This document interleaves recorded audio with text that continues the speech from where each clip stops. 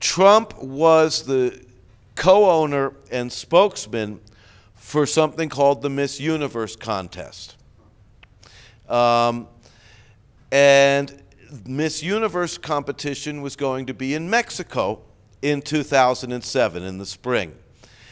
And part of it, the swimsuit competition, would be in Cancun. Another part of it would be in Mexico City. And some rocket scientist said, you know, that beautiful pre-Hispanic pyramid on the hill overlooking the city of Oaxaca, it's called Monte Alban, why don't we hold the traditional costume ceremony there?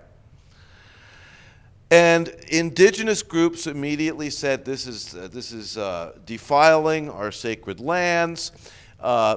Young protesters were saying, we're not going to allow this to happen.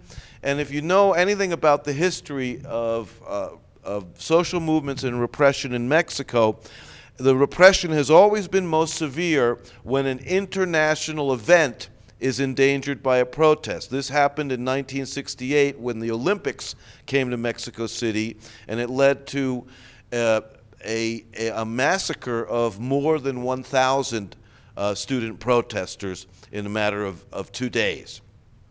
And you know, the 2nd of October 1968 is still a very iconic moment in the history of the country. They have marches every year that are big in Mexico City, and new generations of students kind of pick up the cause. And so I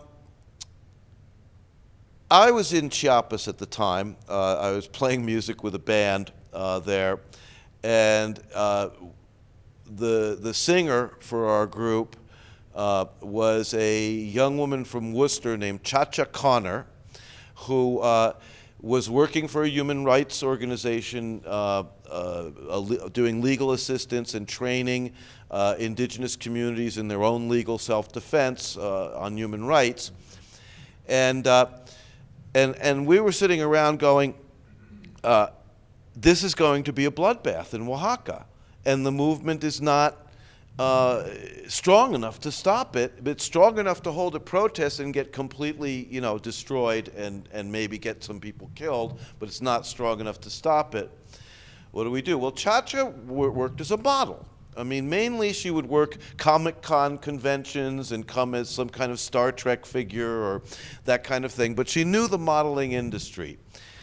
And after talking about it some, we realized, well, the only way to stop this is not to convince the Mexican government to cancel it, because they won't. We have to get Donald Trump to understand that this is not in his interests to be the sponsor of what could be a bloodbath.